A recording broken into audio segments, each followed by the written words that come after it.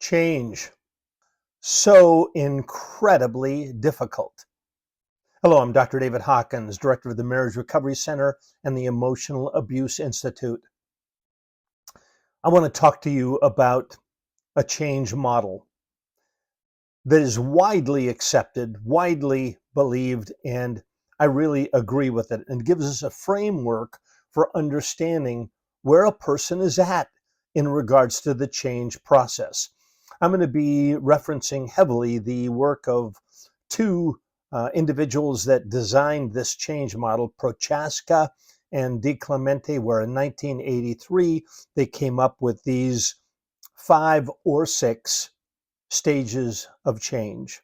How does change really happen?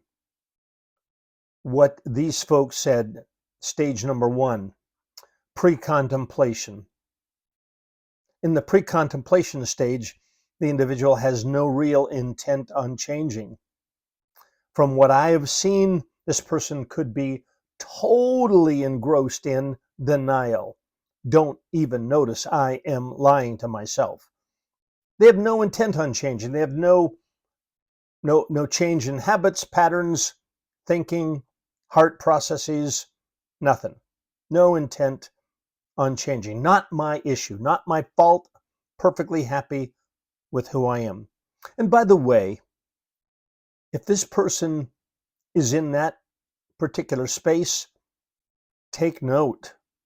Take note. As my colleague, Dr. Hunt, says, what an important data point to regard. Stage number 2, contemplation. In this stage, the person is aware of the problem, but they have no real commitment to action.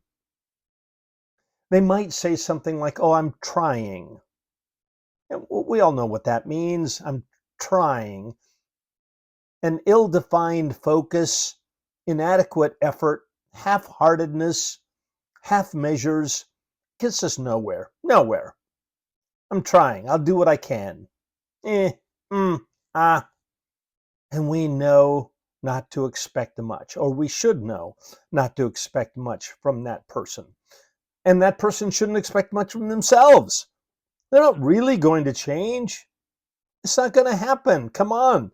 Let's be honest about all of this. And by the way, I hope this video will help with that, will help bring clarity to your situation. That leads us to stage 3, and that is preparation. Now the person becomes intent on taking action to address a particular problem. Now they're moving into training as opposed to trying. Training, again, is ill-defined focus, inadequate effort, half-heartedness. Preparation is, no, I need to take some action here. I'm going to join that comprehensive core treatment program. I'm going to watch some videos. I have a heart change here, or I am changing. I'm growing. I'm becoming a different person. Not instantaneous, for sure not, but I am moving in the right direction. I'm ready to address this problem. And by the way, acceptance of a problem is a growing phenomenon. It's a becoming phenomenon. So, in other words, it doesn't just happen in one fell swoop, but not in one step. This is a process. But if I'm in training and growing, then I become or becoming stronger. And you will see the change beginning to happen. Which leads us to stage number 4, and that is action. Now we have an active modification of behavior. Now we've moved out of trying into training. I'm different. I'm going to go to the group. I'm going to be involved in this comprehensive core treatment program. I want to be involved in this. Maybe still have some reservations, but I'm going to do it. I'm in training. My heart is changing. I'm going to read the books. I'm going to do the homework assignments. I'm going to be involved in counseling because I'm in training. And now in training, my behavior changes. My attitude changes. Oh, it might be 2 steps forward and 1 back, but 2 forward, 1 back, 2 forward, 1 back, 2 forward, 1 back, 2 forward, 1 back. There is movement here, folks. There is movement. There's movement.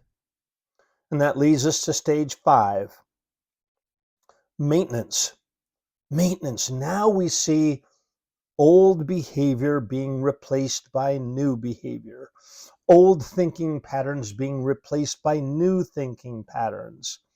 We see change being sustained, and it's a beautiful thing.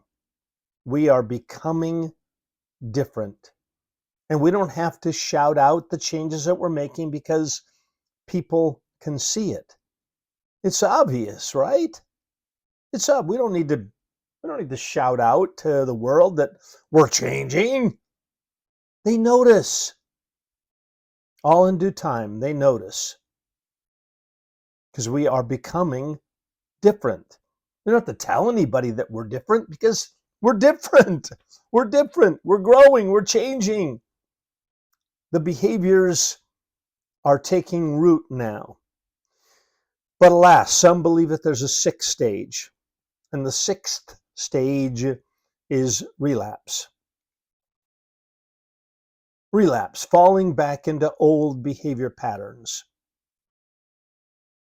Falling back into old patterns of abuse, power and control, narcissism, emotional abuse. Notice that I said 2 steps forward, 1 back. 3 forward, 1 back. And so there are these relapses. And then relapses must be managed. So the person who's really in training understands that they will have times that they slip back, but those times will be fewer and further between. And they will be owned and reparations made for any relapses. Now, by the way, some relapses in certain areas are intolerable. Others might be more minor in nature. So you'd have to deal with each relapse on a case-by-case basis as to what it means and what reparations might consist of. After a relapse, someone in training learns from their relapse, and then they shore up areas of weakness so that they become healthier and the possibility of relapse becomes less and less and less and less. I hope this has been helpful to you, and again, click subscribe, share it with others, and give me your comments on this. Can you identify with it? Do you see it in your mate? And if you would like help from us, please contact our client care specialist and they'll help you determine what the best path forward for you is. All right. Take care and God bless.